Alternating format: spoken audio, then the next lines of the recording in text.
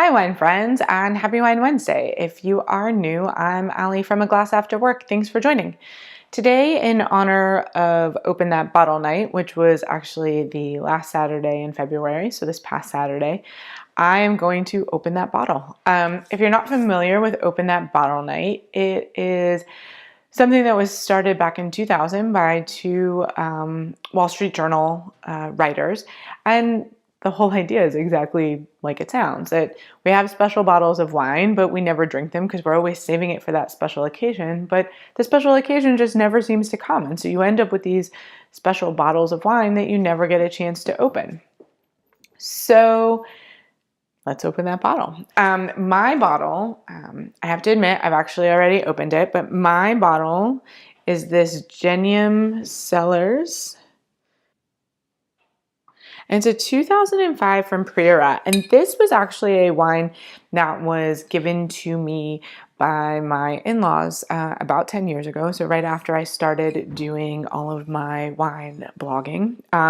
So they actually, for my birthday that year, they bought me several really nice bottles of wine. This happened to be one of them. When I did the research on the wines, I discovered that this was one of the wines that it was recommended to hold on to. So I have been holding on to it for 10 years. I did read that it could probably continue to cellar until about 2030. That seems like a really long time for me. I just don't have a whole lot of patience as it is, so I'm surprised it's lasted this long. I've had a chance to taste several vintages of this wine over the years, and so my guess is that's part of why I've been able to be as patient as I have.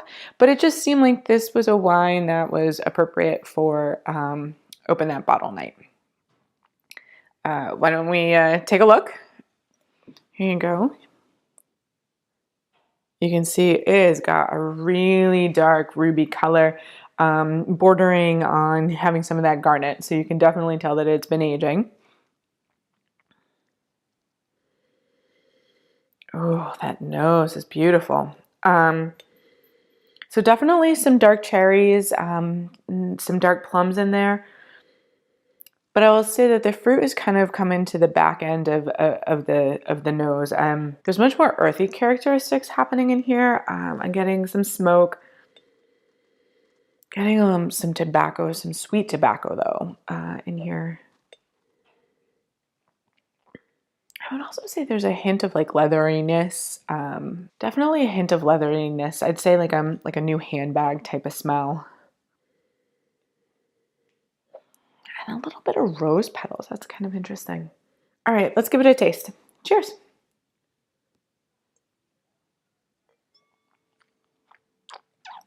Whew.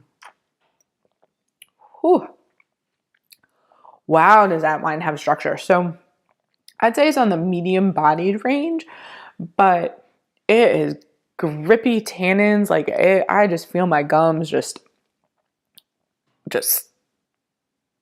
contracting. I mean, whew.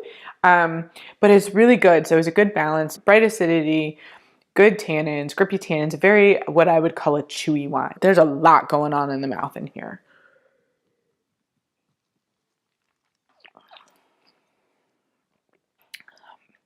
Similar characteristics as to what was on the mouth. Definitely the cherries.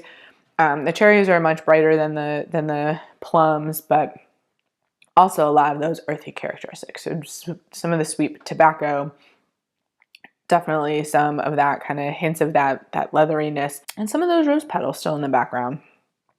So this winery is a small winery, a collaboration of 6 families. The 6 families have a tradition of grape growing in the Priorat region, but back in 2002, they decided to come together to make this small winery. And the whole purpose of the winery is to focus on what makes Priorat wine special. And I couldn't find any bottles of the 2005 online for sale now. It looked like it was selling for about $60 when it was still available.